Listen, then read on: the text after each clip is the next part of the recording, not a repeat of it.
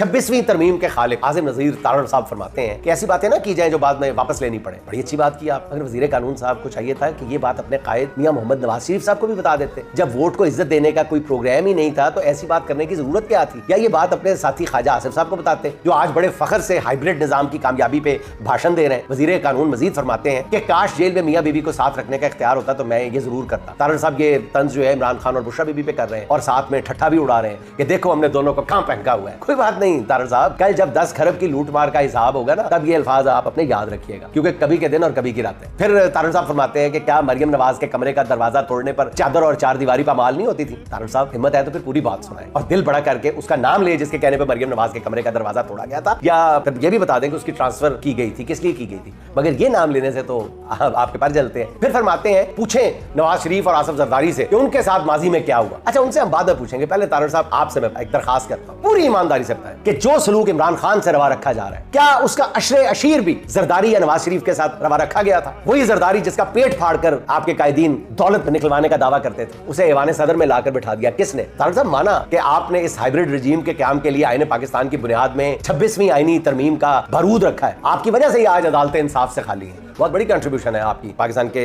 ये जो इंसाफ के निजाम के हवाले से। नस्लें याद रखेंगी जहां खुद जजेस जो है वो इंसाफ के लिए मारे मारे फिर रहे हैं। आज आप पूरे निजामे कानून और इंसाफ की मुश्कें कसकर वजीर कानून बने हुए हैं। मगर तारड़ साहब वक्त एक जैसा नहीं रहता। ऐसा ना हो कि ताकत के नशे में आज आप जो बढ़ के मार रहे हैं कल यही हजरत बरी सदाएं बन जाए आपके लिए। इसलिए अपने कद से बड़ी बातें ना करें खुदा के लिए। इस कौम ने मंजूर कादर और शरीफुद्दीन पीरजादा जैसे 30 मार खान भी देखे। आखिर में एक अहम तरीन बात भी सुन लें, आज़म नज़ीर तारड़ साहब ने जो सबसे अहम बात वो वाकई सच्ची बात है और वो मैं दिल से मानता हूँ, तस्लीम करता हूँ। इस खिताब के दौरान आज़म नज़ीर तारड़ साहब ने जो एक सच बोला वो बड़ा जबरदस्त और बहुत बड़ा वो इंकशाफ किया। तारड़ साहब ने कहा है कि हम कानून के पाबंद हैं और सिर्फ कानून के मुताबिक चलेंगे।